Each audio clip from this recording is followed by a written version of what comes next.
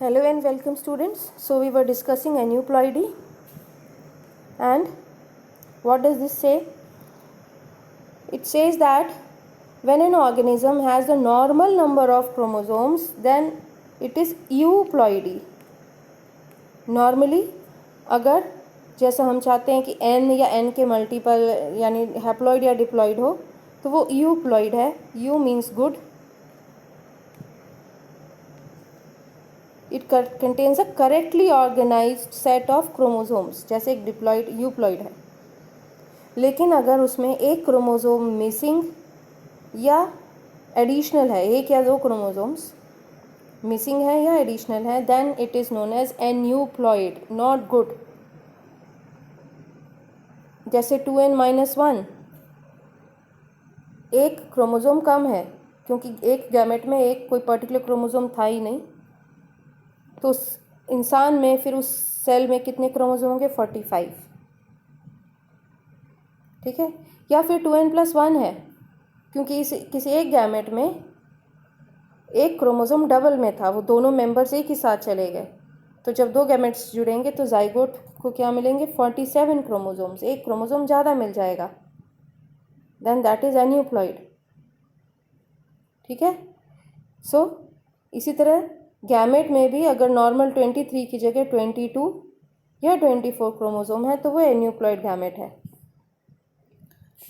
There are some types of aneuploidy. हमने यहाँ दो ही टाइप्स ली हैं जो कि ज़्यादा कॉमन है. मोनोजोमी, जैसे मैंने बताया था, क्रोमोसोम नंबर 21 का एग्जाम्पल लेके मैंने बताया था कि एक ऑर्गेनिज्म में तो कोई एक पर्टिकुलर क्रोमोसोम का सिर्फ एक ही मेंबर है, एक डिप्लॉइड कंडीशन में बाकी सारे डबल डबल हैं, कोई एक क्रोमोसोम अकेला रह गया क्योंकि दूसरे गैमेट से उसको उसका पार्टनर मिला ही नहीं.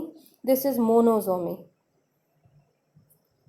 ट्राइजोमी, अगर कोई एक पर्टिकुलर क्रोमोसोम में 3 मेंबर आ गए, बाकी सब में 2-2 हैं. 3 क्यों आ गए? क्योंकि एक गैमेट के पास इसके 2 मेंबर्स आ गए थे नॉन डिजंक्शन के कारण, और एक गैमेट के पास नॉर्मली एक था, तो यहाँ 3 मेंबर आ गए. This is trisomy. ठीक है. नलीजोमी भी होती है. नलीजोमी उतना ज़्यादा कॉमन नहीं है. जब पूरा कोई एक मेंबर, कोई एक सेट गायब ही है, कोई एक पर्टिकुलर क्रोम दोनों मेंबर ही नहीं आए, दोनों गैमेट में ही नहीं थे, तो ऐसे गैमेट जुड़ गए जिनके पास एक पर्टिकुलर क्रोमोसोम आया ही नहीं था नॉन डिजंक्शन के कारण, तो वो नलीजोमी है. तो वो होगा 44 क्रोमोसोम्स जो हैं हो जाएंगे. 46 के में से 2 आए ही नहीं तो 44. ठीक है.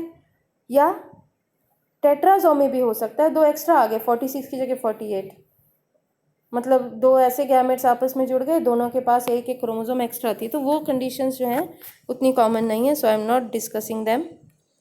आई will be discussing monosomy and trisomy. Monosomy मैंने आपको एक्सप्लेन करी थी अभी थोड़ी देर पहले. दैट इज़, यहाँ पे हम ट्राइजोमी का एग्जाम्पल ले रहे हैं, मोनोजोमी के भी कुछ एग्जाम्पल लेंगे.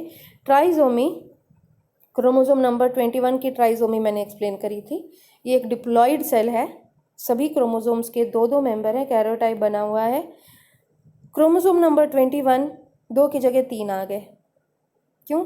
क्योंकि एक ऐसा गैमेट था जिसमें नॉर्मली 21 का एक ही मेंबर था, दूसरा गैमेट ऐसा था जिसके पास 2 क्रोमोसोम्स थे 21, क्योंकि वो दोनों एक ही गैमेट में चले गए, अलग नहीं हो पाए मियोसिस 2 में, तो दोनों गैमेट जुड़े तो क्रोमोसोम 21 में 3 मेंबर आ गए, 2 एक गैमेट से और एक एक गैमेट से. This is trisomy of chromosome 21 and this is known as Down syndrome. ठीक है. 21 की मोनोजोमी भी हो सकती है. क्यों हो सकती है?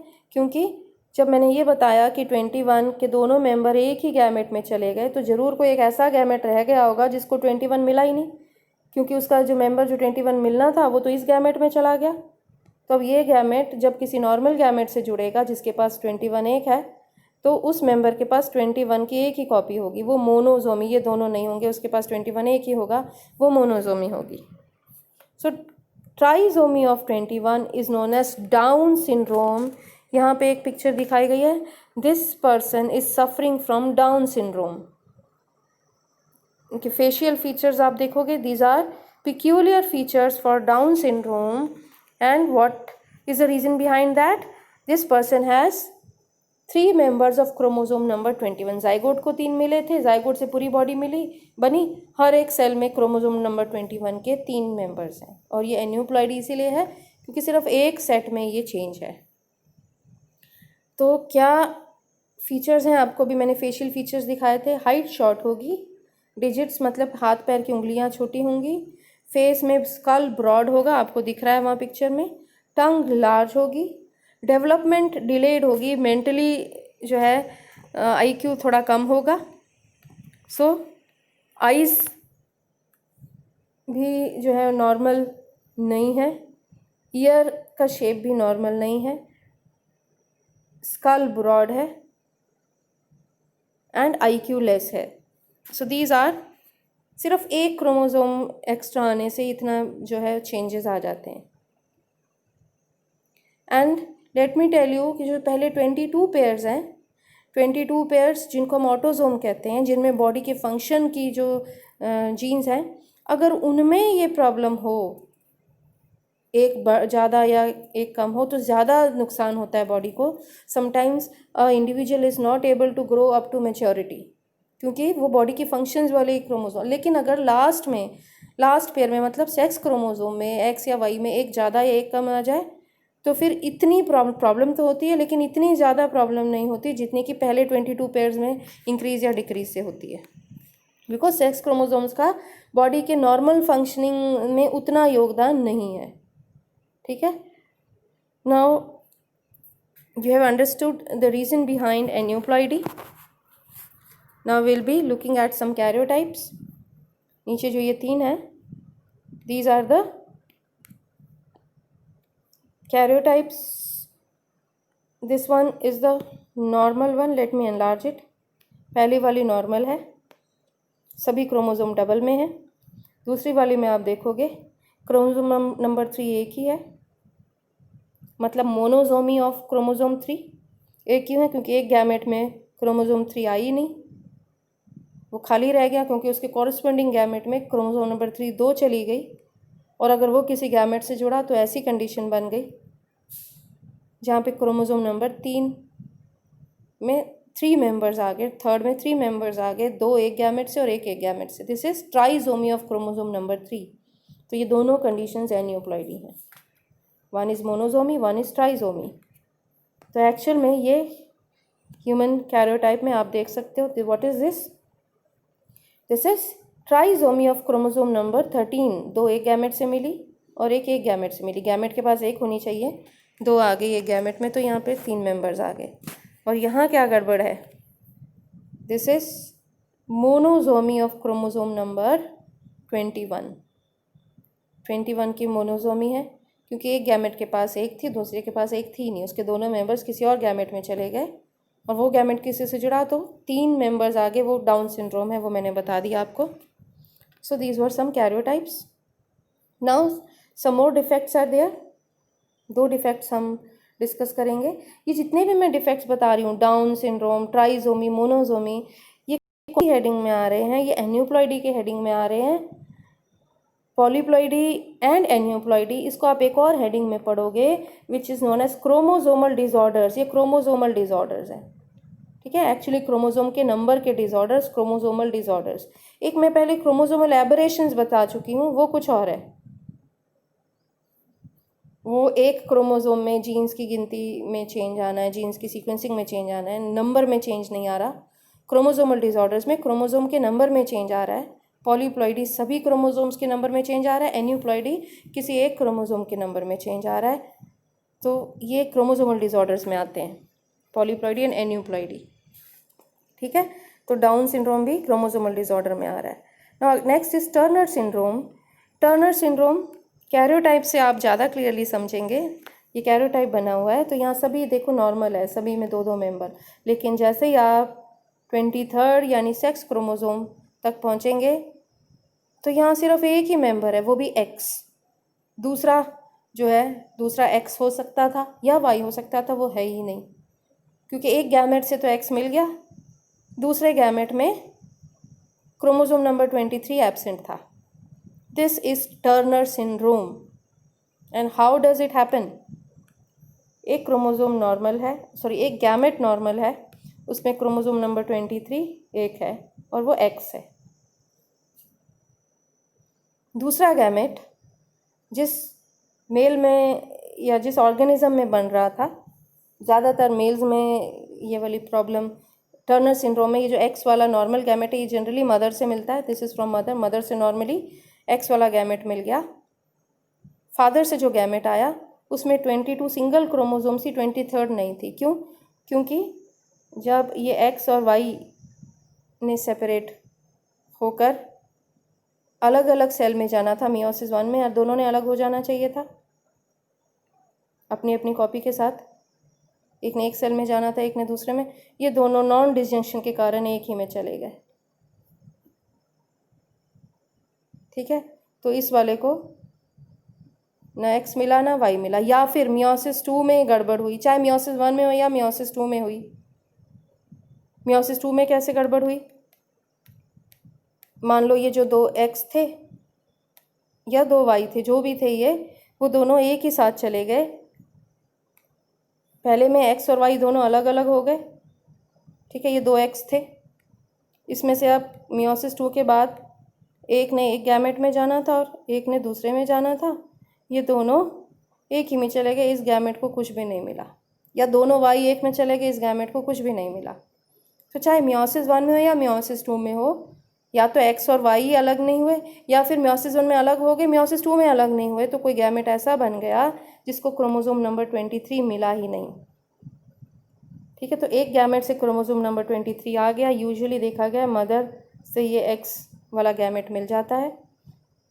दूसरे पेरेंट से चाहे एक्स आना था चाहे वाई आना था, वो वाला गैमेट खाली आया क्योंकि दोनों एक्स या दोनों वाई किसी और गैमेट में चले गए।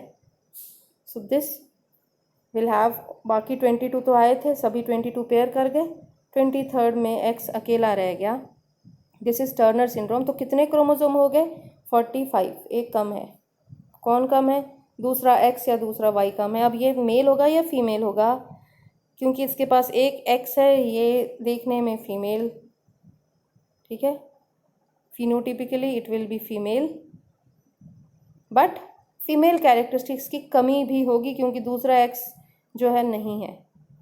हाइट कम होगी, मेंस्ट्रुअल साइकिल नहीं होगा, ब्रेस्ट की डेवलपमेंट बहुत कम होगी। लेकिन अगर हार्मोन ट्रीटमेंट करी जाए तो ब्रेस्ट डेवलपमेंट भी हो सकती है, मेंस्ट्रुअल साइकिल भी शुरू हो सकता है, and they may give birth to children also, otherwise they will not give birth to children. इसके अलावा हार्ट डिफेक्ट्स, डायबिटीज़, इस तरह की प्रॉब्लम भी होंगी। सो this is Turner syndrome. One gamete brings x, other gametes doesn't bring x और Y. बाकी 22 chromosome आए, एक्स या वाई नहीं आया क्योंकि एक्स या वाई एक साथ चले गए, दोनों एक्स एक साथ चले गए, एक्स और वाई एक सेल में चले गए। कुछ भी हो सकता है मियोसिस 1 या मियोसिस 2 में। सो इस तरह की कंडीशन होगी। This is Turner syndrome. तो ये सेक्स क्रोमोसोम में प्रॉब्लम है, तो इससे इंडिविजुअल को उतना नुकसान नहीं होता। सेक्सुअल कैरेक्टर्स का तो नुकसान है, बाकी सारे क्रोमोसोम्स नॉर्मली काम कर रही हैं, तो ये ज़िंदा रहेगा। बस रिप्रोडक्शन में थोड़ी प्रॉब्लम आएगी, तो उसके लिए हार्मोन थेरेपी है। Now next is another case of aneuploidy and that is Klinefelter syndrome. तो याद कीजिए, मैंने आपको बताया था गैमेट फॉर्मेशन में दो टाइम पे गड़बड़ हो सकती है।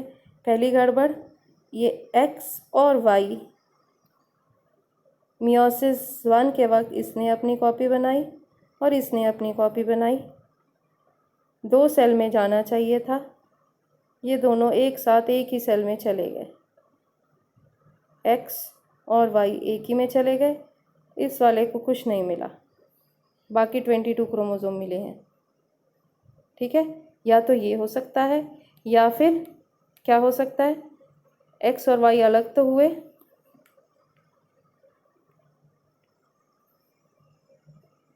मियोसिस 1 में, मियोसिस 2 में क्या हुआ, ये दोनों एक ही में चले गए, तो इस दूसरे गैमेट को यहाँ एक्स 2 मिल गए और इसको एक्स मिला ही नहीं।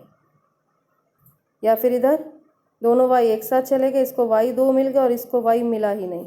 तो ऐसे में सेक्स क्रोमोसोम्स में गड़बड़ होती है। टर्नर सिंड्रोम में हमने ये देखा कि एक ही एक्स क्रोमोसोम मिली, दूसरा मेंबर मिला ही नहीं। क्लाइनफेल्टर इसके ऑपोजिट है, यहाँ पर 2 एक्स आ गए और एक वाई भी मिल गया। तो क्या एक्स्ट्रा है इसमें? या तो एक एक्स एक्स्ट्रा है या एक वाई एक्स्ट्रा है, ठीक है। मतलब दोनों पेरेंट में कहीं ना कहीं, दोनों में से किसी में भी गड़बड़, किसी एक में गड़बड़ हुई है। हो सकता है यही स्पर्म से आ गया और एग 2 एक्स ले आया था, ठीक है। या फिर ऐसा भी हो सकता है ये एक्स एग से आया और स्पर्म एक्स वाई ले आया, दोनों में से कुछ भी हो सकता है। बात समझ आई मेरी? This is may be a normal egg with X, but sperm brings XY because of non-disjunction of chromosomes during meiosis 1. meiosis 1 में non-disjunction हुई तो sperm में XY एक साथ ही रह गए। बाद में meiosis 2 हुई तो एक X और एक Y तो चलो अलग हो गया, लेकिन एक XY एक साथ रह गए। तो इस तरह का sperm आ सकता है। या फिर फीमेल्स में 2 X एक साथ आ गए, meiosis 2 में non-disjunction हुई, दोनों X एक साथ एक ही गैमेट में आ गए, स्पर्म नॉर्मली अपना एक वाई क्रोमोसोम लाया। तो एक्स एक्स वाई कंडीशन के कारण एक क्रोमोसोम एक्स्ट्रा हो गया, मतलब 47 क्रोमोसोम्स हो गए। This is Klinefelter syndrome. So phenotypically this individual will be a male, but इनमें प्रॉब्लम होगी इनफर्टिलिटी, टेस्टिस जो है प्रॉपर ग्रोथ नहीं होगी। 2 एक्स होने के कारण फीमेल कैरेक्टरिस्टिक्स होंगे, जैसे ब्रेस्ट डेवलपमेंट ज़्यादा होगी, हेयर ग्रोथ कम होगी। तो जनरली कई बार पता ही नहीं चलता है, ये समझ लिया था कि मेल मोटा है इसीलिए ब्रेस्ट डेवलपमेंट है या बॉडी का स्ट्रक्चर ऐसा है।